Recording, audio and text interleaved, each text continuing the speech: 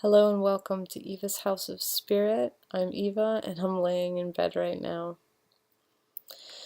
It's the end of my day, but I wanted to take a moment to make another video for you.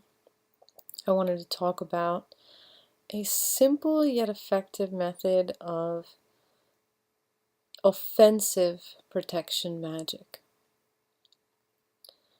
I know that a lot of people, myself included, believe in the power of symbolism, and a lot of people, myself included, believe in the power of animal totem spirits.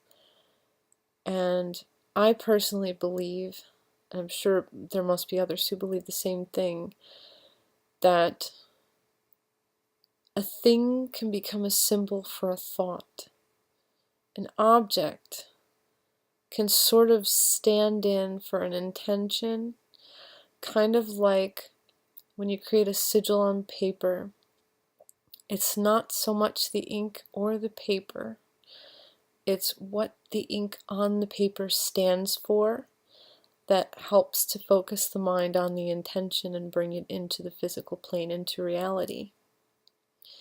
That said,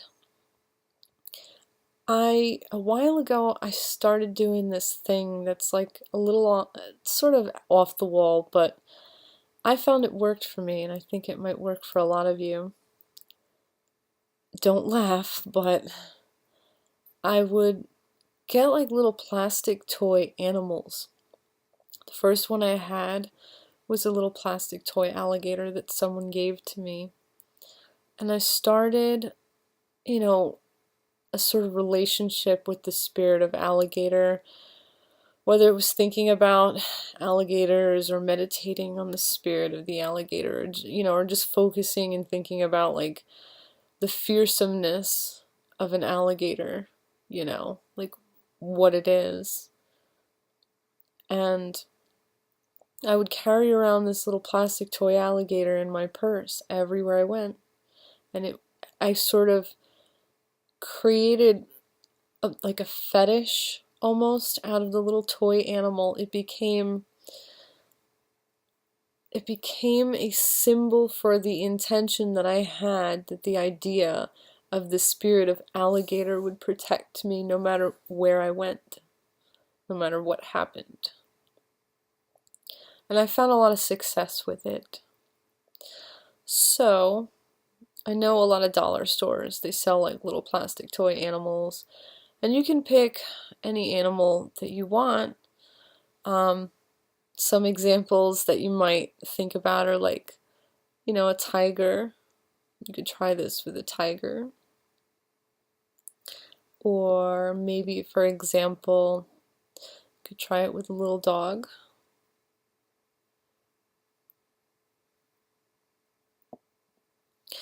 And, these are just two examples I happen to have. Like I said, you can meditate on the totem spirit. You can read about the totem spirit. You can do all sorts of things. You can light candles and pray to the totem spirit and ask it to come in and help you and try to connect with it that way. There's like no wrong way to do this. But when you carry the little animal, you should always remember that it is a symbol for the greater thing, just like the ink drawn on the paper. In the case of a sigil, it's not the paper or the ink, it's the spirit of the thing that you created when you drew the symbol in the ink on the paper with your intention in heart and mind. So I hope this, kind of sparks your mind. And an alternate idea with this would be if you used something like a rooster that you could have as not so much a fierce protector like some animals, but maybe the rooster could help you to spark your kind of like your instincts, so that when there's danger, your rooster totem will help you to recognize it. Because sometimes we're so wrapped up in daily life sometimes we're so wrapped up in the things that we're doing and our multitasking and whatever, that we don't pay attention to subtle hints and clues, or we don't always listen to that inner voice because we're so in the moment. So maybe working with a totem like rooster might help you to be more aware, of when dangers or potentially bad situations or things might pop up. And if you do this with the rooster and you ask it to be kind of like your lookout, sort of, you can look for synchronistic signs as its way of communicating with you to let you know, that there may in fact be danger. Like maybe, for example, maybe you're walking through like a friend's house and you're talking about something with your friend, and then you pass by, the living room as you're walking down the hallway with your friend, and maybe you hear from the TV that they're watching in the other room, maybe you hear the sound of like a rooster crow, like while you're talking about a certain topic. That could be an example of like a synchronistic sign that like, hey, you might not want to do that thing you were talking about doing. Or you may want to be aware that there's potential for danger in that situation. So, yeah, this is my animal totem idea for protection. It is considered offensive because it's not that you're putting up a barrier. You're basically calling upon the ferocity of a powerful force of nature that would be the animal totem spirit to come forth and look after you and protect you. And the aggressive protection that force of nature in that animal spirit is affording you, that's where the offense comes in, thinking if I forgot anything else. Have I forgotten anything else? Well, you might want to cleanse the toy animal before you begin work with it. After you buy it, but before you begin work with it. And the reason why I'm saying that is because these things are often made like probably in little like shops in China or something, where people are probably not very happy all the time. I mean, manual labor is tough, so you don't want to have the vibes of people that really bust their hump for a living and are probably not happy because they're probably not making a lot of money doing it in the object that you're going to work with.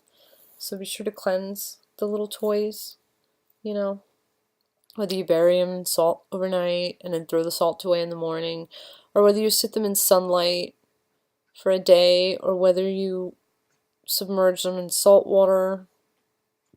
I don't think that should harm them. Or you could run them through incense smoke. There's a lot of ways to cleanse. But you should basically treat your little animal protectorate fetish just the way that you would treat a mojo bag. In a sense, it becomes a living thing because it becomes an extension of the spirit of that animal totem. So you want to really, have a good relationship with it, keep it with you all the time. You could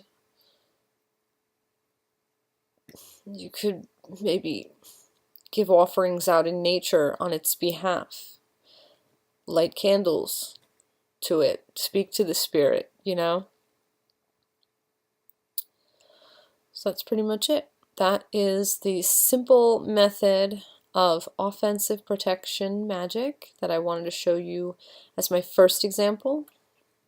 And I'm going to try to bring you more examples of offensive and defensive protection magics as we go on.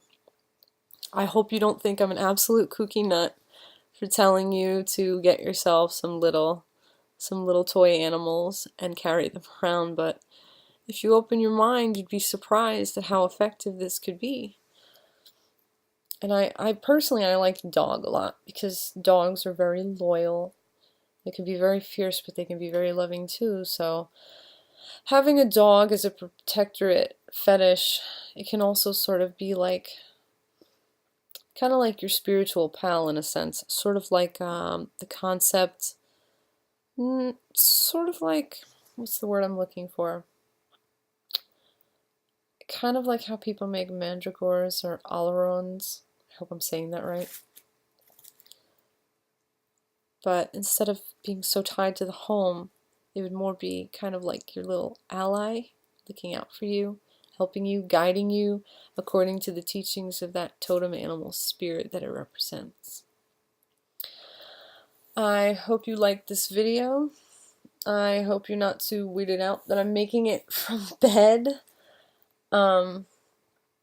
If you like this video, please like it. Feel free to share it. And subscribe, please. Hope to see you in Eva's House of Spirit on Facebook. Good night.